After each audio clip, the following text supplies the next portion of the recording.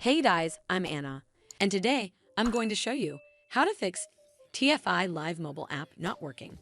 So first of all, you need to make sure you're running the latest version of the app. Open up App Store on your device, and then tap on this search icon in the bottom right corner. Then search for the TFI Live app, and if you see this update button right next to the app name, simply tap on it to make sure you're running the latest version of the app.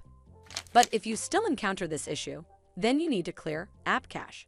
Go to your device settings and then scroll all the way down to General and tap on it. Then tap on iPhone Storage. From here, search for the TFI Live app and then tap on it. Once you're on this screen, you need to tap on Offload App. Tap again to confirm.